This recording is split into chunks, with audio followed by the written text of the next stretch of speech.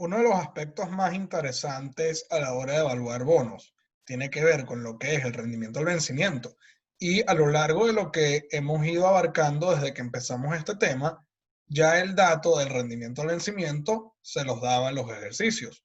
Hicimos una aproximación bastante interesante cuando en el ejercicio 5 que vimos en el video anterior consideramos un portafolio de dos bonos que tenían características diferentes, entonces claro, había que calcular un rendimiento al vencimiento ponderado en función a cuánto representaba cada deuda. Ahora, el rendimiento al vencimiento es objeto de estudio porque conlleva a determinar cuáles son las expectativas de los inversionistas, porque esta variable se puede observar en un gráfico y cada título de deuda tiene su curva de rendimiento, así se le llama, en inglés es el yield curve, y lo que busca es relacionar los rendimientos de diferentes bonos a corto y a largo plazo en función a su plazo o vencimiento. Es una referencia también porque estamos hablando de aspectos conductuales y expectativas que van a permitir determinar de alguna manera el comportamiento de una economía en el futuro.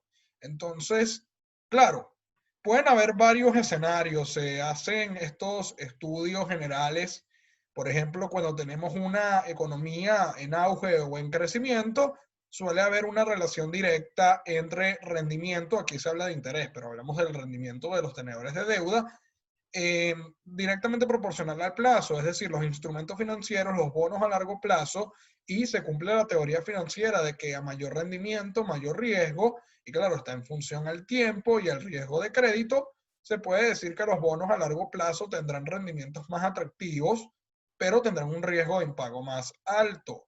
Y esto ocurre en economías en crecimiento y es lo que tiene sentido. Ahora, ¿qué sucede, por ejemplo, en una economía que se va a deprimir o tiene probabilidades de caer en recesión?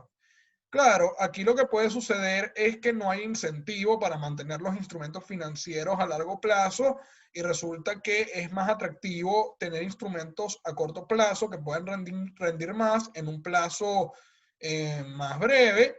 Y claro, se van cayendo las tasas a largo plazo, entonces lo que suele suceder es que se venden los bonos a largo plazo y se compran bonos a corto plazo y ocurre una relación inversamente proporcional y un poco extraña en donde los instrumentos a largo plazo rinden menos y se habla también de lo que es el deterioro de valor. Se pudiera inclusive decir en un escenario de default que si un inversionista tiene un bono, puede ocurrir que al final reciba menos de lo estipulado y pueda recibir una cantidad o un porcentaje del valor nominal.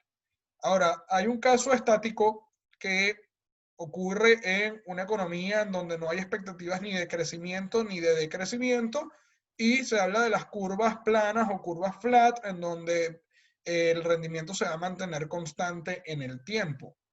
Y bueno, siempre pueden haber escenarios diferentes, pero estos son los que se manejan. Ahora, puede decirnos una curva de rendimiento para efectos de análisis. Esto ya está aquí en la definición, pero para dárselo en una serie de bullets, para concretar, primero, como ya hemos conversado, si hay expectativas de recesión o de crecimiento económico, eso va a estar en función a si los inversionistas o el mercado es optimista o es pesimista.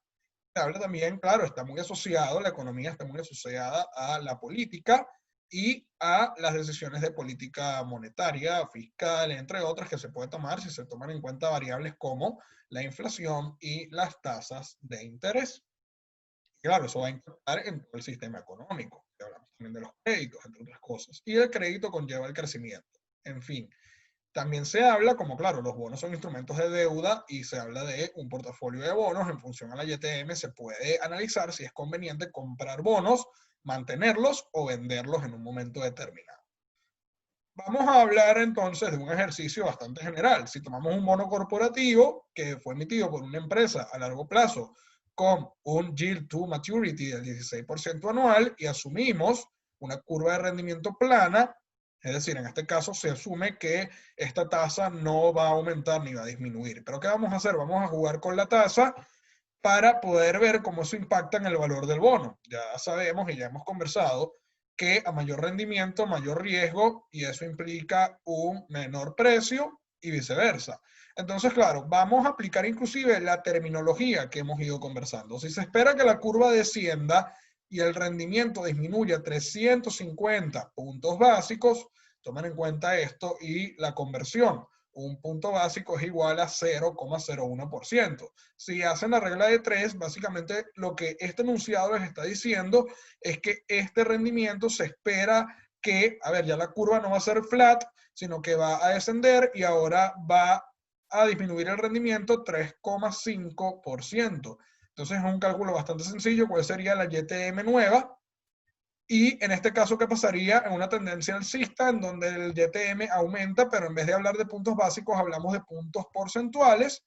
Si yo te digo 1,5 puntos porcentuales, es como si te dijera, bueno, hubo un aumento del 1,5%. Entonces, claro, una vez que calculamos estas dos nuevas tasas, vamos a determinar el valor presente de este bono corporativo en ambos escenarios, considerando un valor facial, es decir, un valor nominal de $500, con un tenor, es decir, es un plazo o un vencimiento de 15 años, y que ofrezca una tasa de cupón de 15%. Aquí ya podemos hacer el análisis de la transacción porque en función a la YTM, en ambos escenarios podemos comparar con el cupón y así podemos determinar si la transacción se está haciendo a prima o a descuento y podemos determinar a priori su valor. Entonces, claro, esta es la conclusión que se espera llegar también tomando en cuenta la relación precio-rendimiento. Fíjense que no estoy hablando de rendimiento-riesgo, estoy hablando del precio y el rendimiento que a la vez conlleva a saber cuál es la relación de riesgo. Bien, en este caso, en el primer escenario, si la curva desciende, básicamente hacemos aquí la conversión pendiente acá para poder determinar que efectivamente la curva bajó y el rendimiento ahora se ubica en 12,50% anual. Hay un escenario pesimista en la economía, o es lo que se prevé en la economía general. En un caso de una curva ascendente, podemos considerar que efectivamente aquí se suma y hablamos de 1,5%, de tal manera que la YTM da 17,50. Ahora bien, yo puedo analizar esto de una vez. Si la tasa cupón es 15%, perdón, en este escenario estamos hablando de que el bono debería en teoría tener mayor valor y aquí el bono debería tener un menor valor debido a que lo que se exige es superior a lo que se da. Y aquí pasa lo contrario. Entonces, claro, si yo calculo el cupón en este caso de $75 y hago la valoración, ¿okay? Me da un resultado de 582. Vamos a ver si por si acaso, porque tengo aquí, sí, el tenor era de 15 años, una laguna, eso, lo siento. Sé por alguna razón que no había dado el dato, pero sí, efectivamente, si yo tengo un cupón basado en un 15% y lo comparo con un rendimiento exigido mínimo del 12,5, evidentemente el valor presente del bono va a aumentar, que en el valor presente se puede decir que es un reflejo del precio del bono. Y eso es así debido a que estamos considerando un rendimiento menor y un cupón más alto. Entonces se puede decir que esta transacción se hizo con prima y la prima es 82,91. En cambio, si hablamos de un escenario en donde asciende la curva, podemos ver cómo impacta en el valor y el precio es más bajo porque hay mayor seguridad en el pago de los cupones. Entonces, claro, hay menor rendimiento, entonces hay menor riesgo. Entonces, claro, aquí podemos ver como un rango de valores. Y claro, evidentemente aquí el descuento sería la resta de 500 menos 434,93. ¿A qué conclusiones podemos llegar con este ejercicio bastante práctico? Uno, que a medida que aumenta la YTM, evidentemente baja el precio del bono y viceversa. Dos, que si aumenta la YTM, aumenta el riesgo del bono también, cuando se habla de la probabilidad de que no haya pago. Y evidentemente el riesgo del bono se conoce, como ya lo hemos conversado, como riesgo de crédito, sería el incumplimiento de los pagos. Dependerá de si la empresa se mantiene operativa y genera flujo de caja para poder asumir estos cupones y poder pagar ese compromiso. Y bien, con eso concluimos este video de curva de rendimiento. Espero que les haya sido útil y ya saben que cuento con su suscripción en el canal de Aula Financiera. Nos pueden seguir en las redes sociales también. Cuento con sus comentarios y feedback. Nos vemos en el siguiente video.